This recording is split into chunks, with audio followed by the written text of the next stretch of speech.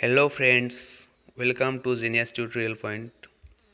প্ৰথমতে Genius Tutorial Pointৰ বিষয়ে অলপ আলোচনা কৰিম।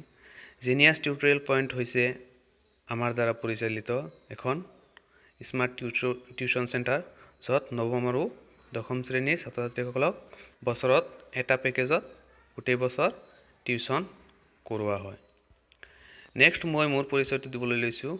মোৰ নাম ৰকিবুল ইছলাম, BHC কেমিষ্ট্ৰি আৰু HCRTৰ আণ্ডাৰত DLED কৰিছোঁ। এতিয়া আমি মূল লক্ষ্যলৈ আহিছোঁ।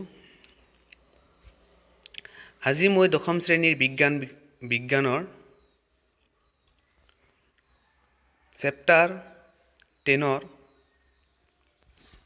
প্ৰথম অংশখিনি প্ৰথমৰ পৰা অলপ মই আলোচনা কৰিবলৈ লৈছোঁ। অৰ্থাৎ কি আজি মই আলোচনা কৰিম পোহৰৰ প্ৰতিফলন আৰু ইয়াৰ ধৰ্ম, প্ৰকৃতি ইত্যাদি ইত্যাদি। তো বলক আমি আৰম্ভ কৰোঁ। প্ৰথমতে আমি জানিব লাগিব কি পোহৰ কি। পোহৰ কি। আপোনালোকে নিশ্চয় জানে যে পোহৰ এক প্ৰকাৰৰ শক্তি। পোহৰ এক প্ৰকাৰৰ শক্তি। পোহৰটো হৈছে তৰংগ প্ৰকৃতিৰ। অৰ্থাৎ তৰংগৰে পোহৰে গতি কৰিব পাৰে।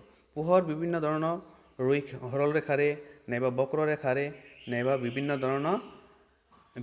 ধৰণে গতি কৰিব পাৰে। এতিয়া পোহৰ ৰশ্মিৰ প্ৰকৃতিবোৰ হৈছে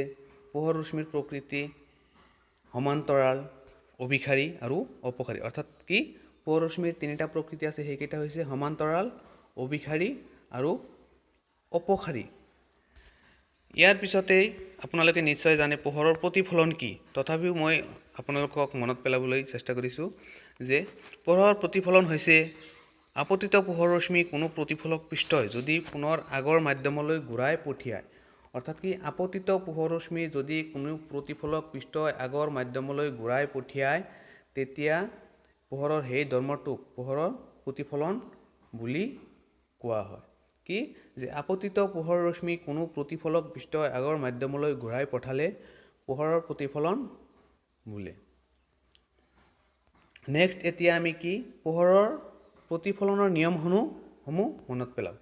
পোহৰৰ প্ৰতিফলনৰ নিয়মসমূহ এনেধৰণৰ আছিল যে 1 নম্বৰত আছিল কি আপতিত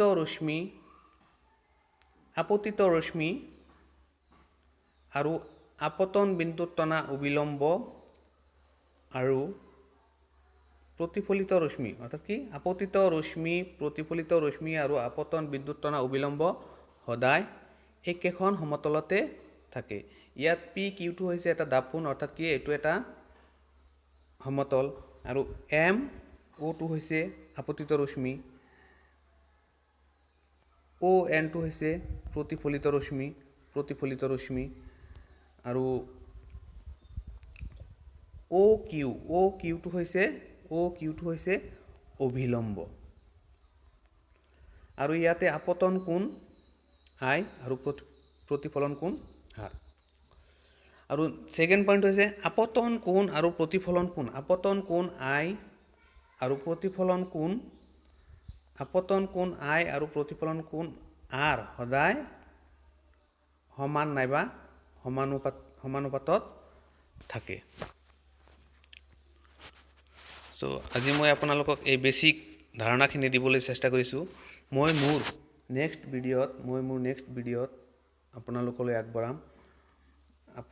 আগবঢ়াম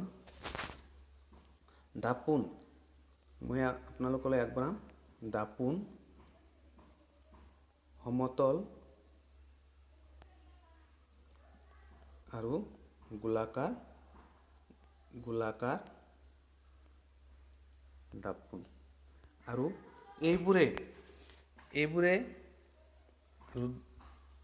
এইবোৰে কেনেকৈ পোহৰৰ প্ৰতিবিম্ব গঠন কৰে, ইয়াৰ প্ৰকৃতি আৰু সেইবিলাকৰ বিষয়ে মই মোৰ নেক্সট ভিডিঅ'ত আলোচনা কৰিম।